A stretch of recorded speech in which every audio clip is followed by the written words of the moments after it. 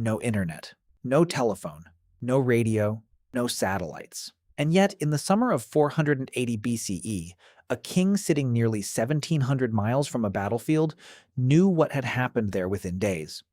Not because someone rode the entire distance, not because one horse was fast enough, because the message itself never stopped moving. A rider would arrive. The message would change hands. The horse would change. Another rider would leave, again and again and again. The ancient world had built something that sounds almost impossible from here, a communication network without electricity, fast enough that some messages could cross an empire quicker than a modern rumor crosses a small town. But there was a problem. That speed belonged mostly to governments, officials, people carrying the right seal. Everyone else lived in a completely different information world. A farmer could be standing in a marketplace while a war hundreds of miles away had already been decided, and still have no idea. A sailor could arrive at a port carrying news that hadn't reached the people inland. A rumor could cross a city before an official messenger had even finished his journey. And sometimes the rumor won so completely that soldiers had to guard the gates just to stop people from believing it. So how did ancient people actually get news? Who carried it? How fast could it travel? How did people hear it if they couldn't read? And how did anyone know whether it was even true? Because the ancient world wasn't silent. It was connected, just not in the way we imagine. Imagine waking up in an ancient city. No screen beside your bed. No notification. No newspaper outside your door. No single source delivering the same information to everyone at once. Information is somewhere else. In the palace. On a ship entering the harbor. Shouted in a marketplace. Sealed inside a letter a stranger is carrying, or just sitting inside another person's memory, waiting to be repeated. That changes the meaning of the word news. Today, news feels like a product. You open something, and it arrives. In the ancient world, information was a journey, and every journey introduced a problem. Distance, weather, roads, language, literacy, and plain human error. If a king died near the palace, the people nearby might know immediately. People 100 miles out might hear days later. People further still might hear weeks later, or never, until a traveler happened to pass through and mention it. That meant there was never one ancient information system. There were several, running at the same time, at completely different speeds. The fastest belonged to states, because it had to. An empire that couldn't move information faster than a person could walk couldn't actually govern territory bigger than a few days' journey. The most flexible belonged to merchants and travelers who crossed borders no royal messenger was authorized to cross. The widest was ordinary speech, village to village, stranger to stranger. And the fastest of all, when a crisis hit, was often the least reliable. Rumor. To understand how ancient people got news, start with the people who had the most urgent reason to make it move quickly. Kings. The Neo-Assyrian Empire, in the 7th century BCE, faced a problem that still sounds familiar. Its territory was enormous. Its king couldn't be everywhere. A governor on the frontier might discover a rebellion. An army might cross a border, and none of it mattered if the king learned about it too late to act. So Assyria built a relay system for official correspondence, the Kalyu. The idea wasn't just fast riders, it was separating the message from the messenger. Along the empire's roads, the state constructed way stations, Bet Mardeti, spaced roughly every 35 to 40 kilometers. A rider didn't carry a letter the whole way. At each station, it changed hands. Fresh animal, fresh rider. The letter kept moving even when the person carrying it couldn't move any further. And here's a detail that tends to surprise people. The animal of choice wasn't the horse. It was the mule, a cross between horse and donkey, combining a donkey's endurance and sure footing on rough terrain with a horse's strength and speed. On unpredictable frontier ground, that trade-off mattered more than raw speed alone. This wasn't luck. It was a deliberate choice. The result, recorded in the surviving cuneiform archives at Nineveh, messages covering roughly 700 kilometers from Kuwait to the capital in under 5 days. A sustained pace near 140 to 150 kilometers a day, on terrain that could kill a lone traveler's momentum by noon. The limiting factor was no longer how fast can one person travel. It became how quickly can we keep replacing the person and the animal. That's the whole engineering principle, and it's the same one relay networks still use today. But this wasn't public infrastructure, it was locked. Officials needed proper authorization to use it, verified by a signet seal pressed into wax or clay. That seal did two jobs at once. It proved who sent the message, and it proved nobody had opened it along the way. Which means Assyria hadn't just built speed. It had built speed with a locked door, a network engineered for control as much as velocity. 2.5 centuries later, a much larger empire would take that same idea and push it further than anyone before them had managed. By the 5th century BCE, the Achaemenid Persian Empire stretched across most of the ancient Near East, from the Aegean coast to the edge of India. Governing that meant solving the same problem Assyria had faced at a much larger scale: distance. The Persian answer was the Chapar Khane, mounted relay riders on the empire's royal road, moving continuously, day and night, changing horses at fixed stations along the way. Herodotus recorded the result, and it still sounds extraordinary. The stretch between Sardis and Susa, roughly 2,700 kilometers, covered in about 9 days, a sustained pace approaching 300 kilometers a day. A lone traveler on foot might manage 25 to 35. The Persians weren't making any single horse run impossibly fast. They were making sure the message never had to stop because a horse or a rider did. That's a different kind of engineering. And it's the same principle modern infrastructure still runs on. You increase speed by removing the bottleneck, not by pushing any one part harder. Now, watch what that speed could actually do to an empire's emotional state in real time. 480 BCE, Xerxes has just captured Athens. That news reaches the capital along the relay road, a triumph, celebrated within days of happening. Then a second dispatch arrives, close behind the first, down the exact same road, at the exact same extraordinary speed.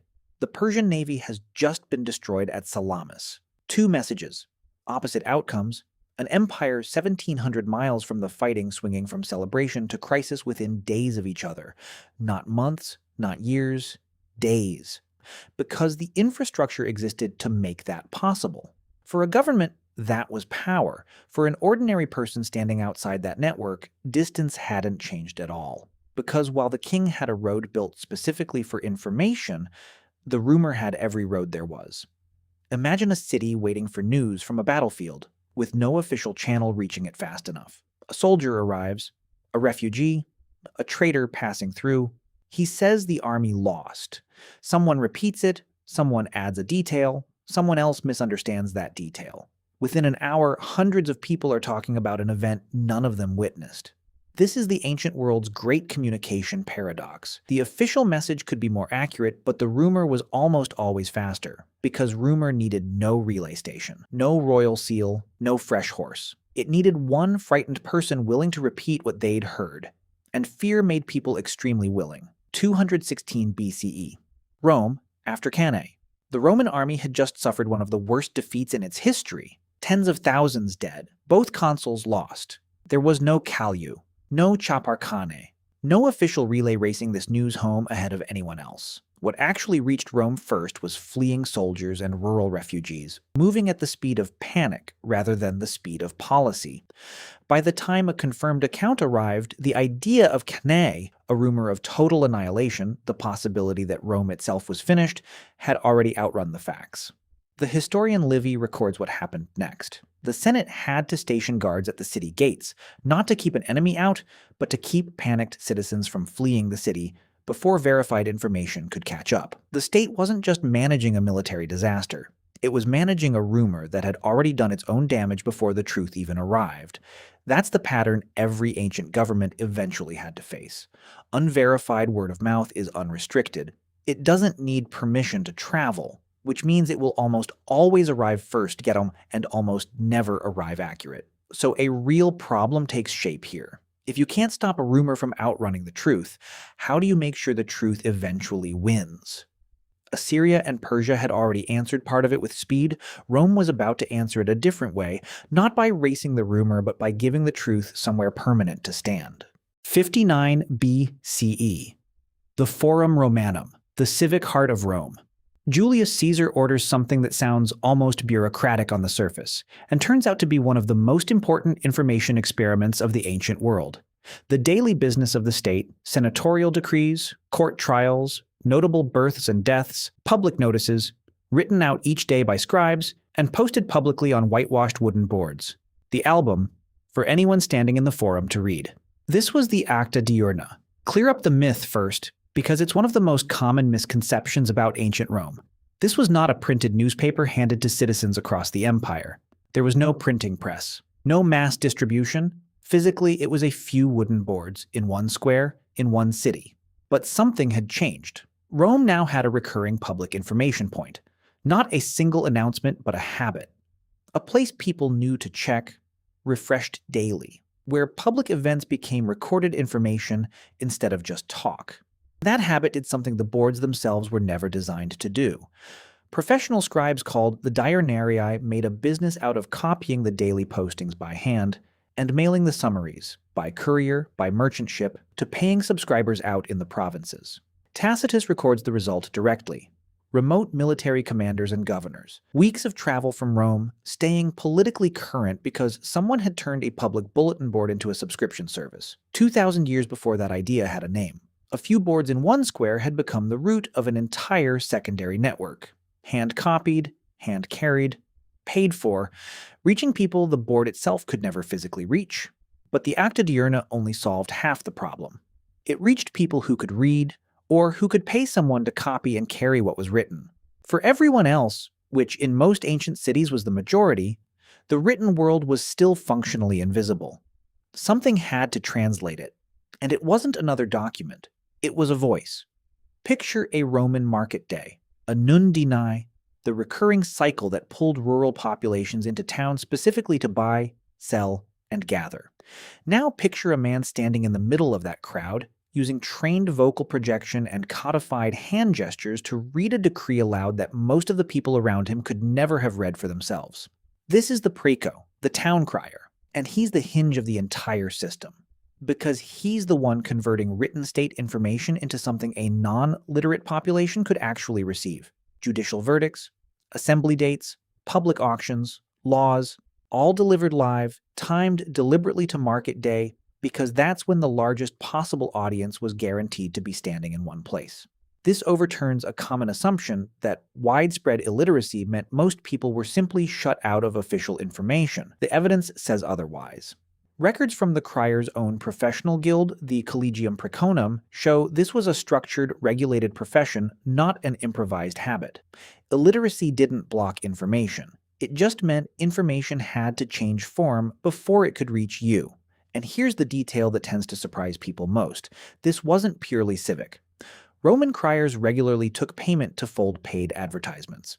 A bakery, a miller, a private auction, in right alongside the official announcements. The same voice, in the same square, delivering the law of Rome and an ad for someone's bread in the same breath, because both were competing for the same audience. That also explains why marketplaces mattered so much.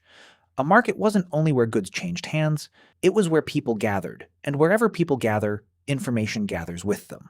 A farmer arriving from the countryside, a merchant from another city, a soldier back from a campaign, every one of them a potential carrier. The marketplace starts to look less like an isolated square and more like a human information exchange, running on foot traffic instead of bandwidth. But there was one network even the state couldn't fully control: the sea. Picture a ship entering Alexandria, Puteoli, or Ostia, three of the busiest information exchanges in the ancient Mediterranean, according to the surviving Oxyrhynchus papyri. The ship carries grain, wine, oil, cargo listed on a manifest. But the captain, Nokleros, is also carrying something nobody wrote down. Private letters, verbal reports on harvest yields, word of unrest in the last port he visited. Merchants waiting on the dock had their own method for deciding what to trust. Not a seal, not a stamp, but agreement. When several ship captains arriving separately from the same region told the same story about a harvest or a political event, that agreement was treated as reliable confirmation. It was verification by repetition, run by people with money on the line. Under good conditions, this network moved fast. A well-winded ship in summer could cover 190 to 220 kilometers a day. A message from Rome to Alexandria, sent by sea in July, could arrive in roughly 13 days. Then, winter came. The Romans called it mare clausum, the closed sea. Storms and adverse winds made large-scale Mediterranean sailing dangerous enough that shipping effectively shut down between November and March, forcing anything urgent onto slow, cautious coastal routes instead. That same message, Rome to Alexandria, sent in January instead of July. Over 50 days, not a minor delay. A nearly fourfold collapse in speed, decided entirely by which page of the calendar the letter happened to leave on. An empire's information network with a seasonal pulse. For half the year, provinces across the sea stayed current within days or weeks. For the other half, they went dark. Not from war, not from censorship, but from wind. By now, the ancient world looks very different than silent. There wasn't one way to get news. There were layers, stacked on top of each other, each with a different reach and a different weakness. At the top, the state. Kings and officials moving messages through relay networks like the Kalyu and the Chaparkane, fast but locked behind a seal. Below that, long-distance travelers, merchants, sailors, soldiers, diplomats, crossing borders no royal courier was authorized to cross, verifying each other by cross-checking independent accounts. Below that, public communication. The Acta Diurna on its whitewashed board, the Preco turning writing into sound in a crowded market, and underneath all of it, moving faster than any of the systems built to control it. Rumor, needing no seal, no relay, no ship. Just one frightened person willing to repeat what they'd heard. Each layer had a strength. The state was fast and organized. Merchants crossed boundaries. Ships connected distant ports. Criers reached people who couldn't read. Each layer had a weakness, too. The royal messenger was restricted to those with authorization. The merchant might arrive weeks late. The ship depended entirely on wind. The rumor could be, and often was, wrong. Which means the ancient world was already wrestling with a question that sounds remarkably modern. How do you get reliable information to people quickly? The technology has changed almost beyond recognition since then. The problem hasn't moved an inch. Here's the strange part. There is no single answer to when did ancient people hear the news? It depended entirely on where you were standing. A king received an official dispatch authenticated by an unbroken seal, sometimes within days of an event a continent away. A merchant at a harbor might hear about a foreign war from a ship's captain that same morning, confirmed the moment a second captain, arriving separately, told the identical story. A citizen in the forum could read a decree posted that morning on a whitewashed board. A farmer in the market crowd could hear that same decree read aloud by a crier a week later, on the next market day. A soldier might know the outcome of a battle before the civilians miles behind him did. Someone standing outside every one of these networks might know almost nothing at all, until a stranger passed through and happened to mention it. So, when did ancient people hear the news is the wrong question. The better one is, which ancient person, standing where, connected to which network, holding what kind of authorization? Because information never spread evenly. It spread through networks, and networks have privileged positions built into them. The person at the crossroads hears more. The person controlling the road moves information faster. The person at the harbor sees what arrives first. The person outside, all of it, waits. That's why ancient communication was never really a story about technology alone. It was a story about access. Go back to the opening image. A king. A battlefield 1,700 miles away. A message already moving toward him before he even knew to expect it. Now you know how. Not magic, not exaggeration. A relay road, the Assyrian Kalyu, the Persian Chaparkane, built with way stations and fresh horses, engineered specifically to beat the one enemy every ancient government feared most: distance. No electricity, no telephone, no satellite, just roads, mules and horses, sealed wax, whitewashed boards in a Roman square, a trained voice in a crowded market, a ship's captain, cross-checked against another ship's captain, agreeing on the same story. None of it meant ancient people knew everything. They didn't. Information was unequal, fast in the palace, slow on the frontier, reliable in a sealed dispatch, terrifyingly unreliable in a frightened crowd after a battle. But that unevenness is exactly what makes this world worth understanding. They were already fighting the same battle we are. Not against a lack of internet. Against distance. Against uncertainty. Against the gap between something happening and someone else finding out. Every generation since has built its own version of the same relay road, the same crier in the square, the same argument between what's official and what's merely being said. The relay rider became the postal system. The postal system gave way to the telegraph to radio, radio to television, television to the network you're watching this on right now. Making information travel faster turned out to be the easy part. We're still working on the other one. The one Rome was already wrestling with in a panicked crowd after Cannae, the one every empire in this story built an entire infrastructure to try to solve. How do you make the truth travel faster than the rumor?